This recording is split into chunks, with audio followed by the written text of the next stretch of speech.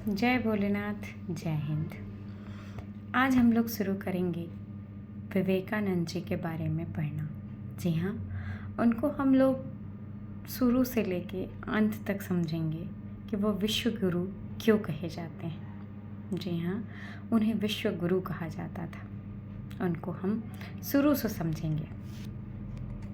शुरुआत करते हैं अपन राम मोहन दत्त जी से। जी हाँ, राम मोहन दत्त कौन थे, क्या था उनका, वो सारी चीज़ें अपन समझेंगे। कलकत्ता, जो कि ब्रिटिश इंडिया की उस समय पे राजधानी कही जाती थी।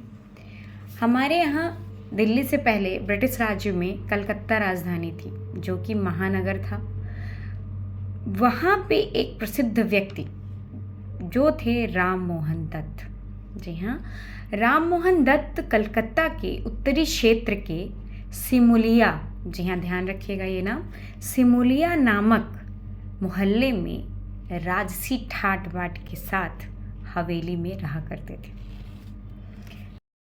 राम मोहन दत्त जी कलकत्ता शहर के एक नामी वकील थे। जी हाँ, कहाँ के? सुप्रीम कोर्ट के। जी हाँ, कलकत्ता में उस समय पे सुप्रीम कोर्ट था। अंग्रेज़ों के टाइम पे कलकत्ता महानगर था और भारत की राजधानी भी था। उसके वो सुप्रीम कोर्ट के अधिवक्ता यानी वकील थे और बहुत ही शान शौकत के साथ वो रहा करते थे। उनके घर में आए दिन लोगों का मेला जैसा लगा रहा करता था। लोग आते थे, बहुत मित्र मंडली आती थी, बहुत शान शौकत के साथ वो रहते थे। बहुत भीड़ हुआ करती थी उनके घर में। उनके बेटे का नाम था दुर्गाचरण जी। जी हाँ, उनके बेटे जो थे उनका नाम था दुर्गाचरण। दुर्गाचरण जी जो थे वो अपने पिता की ही भांति बहुत ही होनहार और अच्छे व्यक्ति थे। उन्होंने भी वकालत की अपने पिता की भांति ही, लेकिन एक चीज़ उसमें जो वो थे दुर्गाचरण जी, उनमें एक अलग बात थी।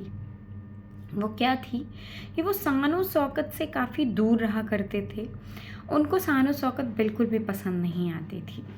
वो उनको दान करना, लोगों से मिलना, लोगों की सहायता करना, संतों से मिलना, ये सारी चीज़ें उनको बहुत अच्छी लगती थी। दुर्गाचरण जी को जो राम मोहन दत्त, जो दुर्गाचरण जी के पिताजी थे, बहुत समझाते थे। कहते थे कि ये तुम फिजूल खर्ची मत करो, ये जो पैसा हम लोगों ने कमाया है इसे शानो शौकत में लगाओ। ये जीवन, ये सन्यासी जीवन जैसा तुम बना के जो रखे हो, ये सारी चीज़ें बिल्कुल सही नहीं है।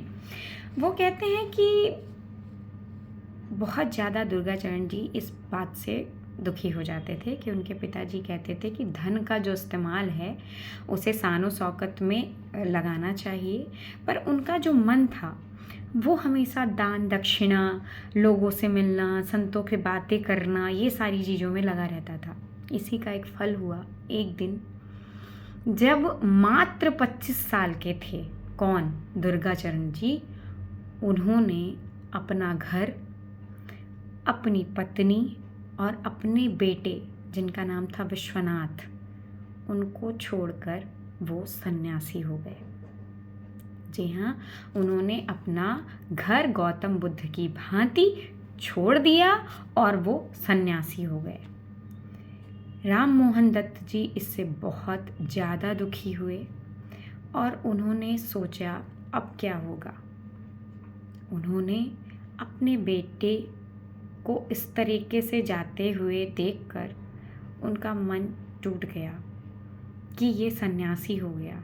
पर उनका आशा का दीप एक था जिनका नाम था विश्वनाथ दत्त, जो कि उनका पोता था, यानी राम मोहन दत्त जी का पोता और दुर्गाचरण जी का बेटा विश्वनाथ दत्त। उन्होंने उनकी परवरिश बहुत अच्छे से की। राम मोहन दत्त जी ने अपने पोते विश्वनाथ की परवरिश बहुत अच्छे से की। उन्हें वकील बनाया, उन्हें बहुत पढ़ाया लिखाया, उनको बहुत सारी भाषाओं का ज्ञान कराया। उनकी देख रेख में वो बड़े हुए। उनकी देख रेख में उन्होंने कई भाषाओं को सीखा। उन्होंने गीता के साथ बाइबल, कुरान भी पढ़ी। वो इतने ज़्यादा विद्वान हुए कि उनका भी नाम पूरे कलकत्ता शहर में विख्यात हो गया। जी हाँ, राम मोहन दत्त की परवरिश जो थे विश्वनाथ दत्त जी, वो अपने बिल्कुल दादाजी जैसे थे। उन्हीं की छत्र छाया में वो पले बढ़े थे और उनको बहुत ज्ञान था, और अपने दादाजी की ही भांति वो भी सुप्रीम कोर्ट के वकील हुए और उनका खूब नाम हुआ। उनका विवाह भुवनेश्वरी देवी जी से हुआ, जो कि एक सुशील और धार्मिक महिला थी। उनकी जो सुबह होती थी ना, वो भजनों से होती थी। उनकी जो सुबह होती थी वो गीता पाठ से होता था, चौपाइयों से होता था। ये सारी बातें हम आपको क्यों बता रहे हैं? इसका रीज़न ये है कि जो विश्वनाथ दत्त जी हैं और भुवनेश्वरी देवी जी हैं, वो हमारे विश्व गुरु यानी विवेकानंद जी के माता पिता हैं। आपकी सुविधा के लिए हमने यहाँ पर लिखित में एक वीडियो डाल दिया है। इससे आपकी नोट्स भी बनती जाएंगी, आपको समझ में भी आएगा और आप इसको समझकर विवेकानंद जी के बारे में सब कुछ जान पाएंगे।